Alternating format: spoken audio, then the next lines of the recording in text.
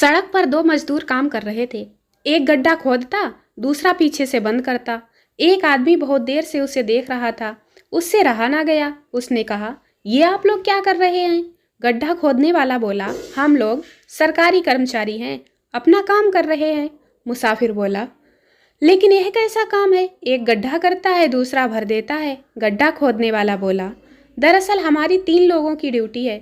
मैं गड्ढा खोदता हूँ, दूसरा पेड़ लगाता है, तीसरा उसे बंद करता है। आज दूसरा यानी पौधा रखने वाला व्यक्ति छुट्टी पर है। टिकट चेकर यात्री से टिकट दिखाओ। यात्री झट से जेब से निकालकर, यह लीजिए, यह तो प्लेटफार्म टिकट है।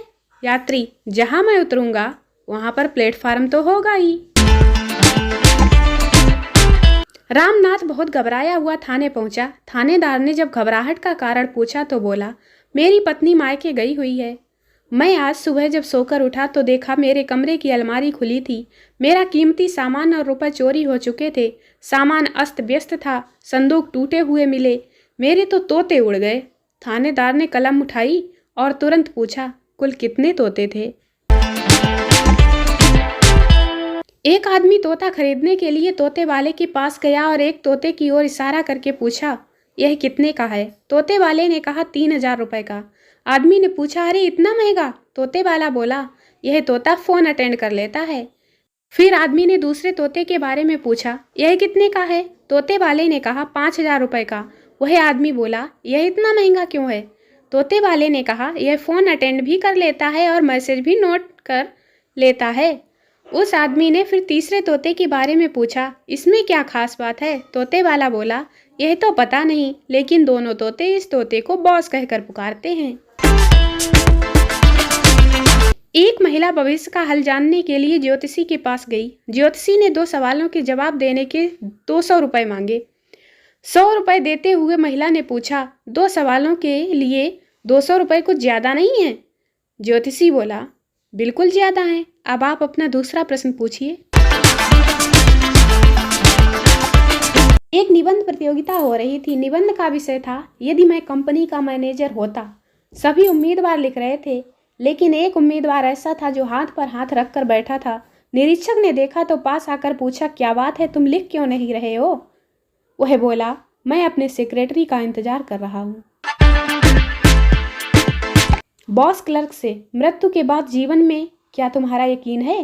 क्लर्क, हाँ सर, यह मुमकिन है।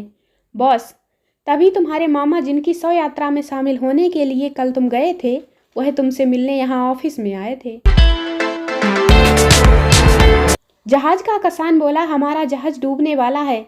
यहाँ कोई ऐसा है जो भगवान से प्रार्थना कर सके? एक महोदय आगे निकल कर आए और बोले, मुझे प्रार्थना करनी आती है। कप्तान बोला, तब ठीक है, तुम प्रार्थना करना शुरू कर दो। हम लोग तैरने का पट्टा लेकर कूदते हैं, हमारे पास एक पट्टा कम है। एक पाठक ने किसी पत्रिका में एक प्रश्न पूछा कि पापड़ और झापड़ में क्या अंतर है? संपादक ने उत्तर दिया, बेकार में दिमाग खपाने से कुछ नहीं होता साहब, दोनों खाकर देख लीजिए, फर्क अपने आप पता चल जाएगा। मनोज दुकानदार से, कैसी कुर्सियां बनाते हो? पिछले हफ्ते कुर्सी खरीदी थी, 2 दिन भी नहीं चली। दुकानदार, माफ कीजिएगा साहब, कुर्सी चलने के लिए नहीं, बैठने के लिए होती है।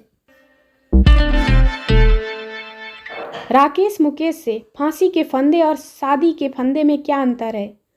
राकेश से, फांसी के फंदे के बाद तमाम मुसीबतें खत्म हो जाती हैं और शादी के फंदे के बाद मुसीबतों की शुरुआत होती है। घर आए मेहमान ने छोटे बच्चे का IQ टेस्ट करने के उद्देश्य से पूछा, बेटे तुम दाएं हाथ से लिखते हो या बाएं हाथ से? जी, मैं तो पेंसिल से लिखता हूँ, बच्चे ने बड़ी मासूमियत से जवाब दिया। जज चोर से, क्या तुम कुछ दिन पहले भी 100 रुपये चुराने के आरोप में पकड़े गए थे? चोर, जज साहब, इस महंगाई के जमाने में 100 रुपये कितने दिनों तक चलते हैं?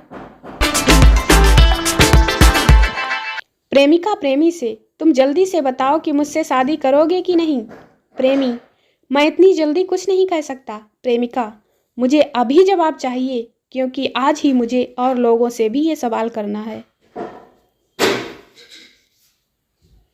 एक समाज सेवी ने एक शरारती युवक को समझाते हुए कहा, देखो, यदि तुम प्रत्येक लड़की को अपनी माँ समझोगे तो तुम्हारा चरित्र सुधर जाएगा।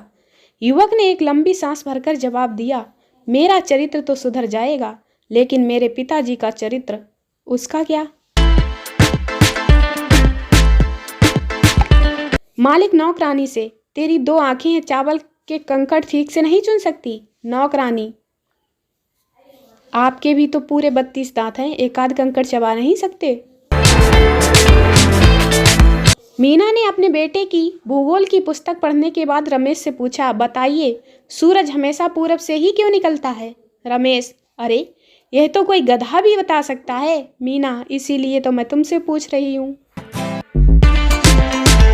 तलाक के सिलसिले में आए अपने मुवक्किल से वकील ने पूछा, क्या आपने सोच समझकर शादी की थी? मुवक्किल ने ठंडी सांस भरते हुए कहा, अगर सोचा समझा होता तो मैं शादी ही क्यों करता। कुत्ते का मालिक ग्राहक से, साहब ये कुत्ता लाखों में एक है। ग्राहक, कौन जाने है वफादार होगा भी या नहीं। कुत्ते का मालिक बोला, इसकी वफादारी क्या पूछते हैं आप, अब तक 20 बार बेच चुका हूँ, हर बार वापस आ जाता है।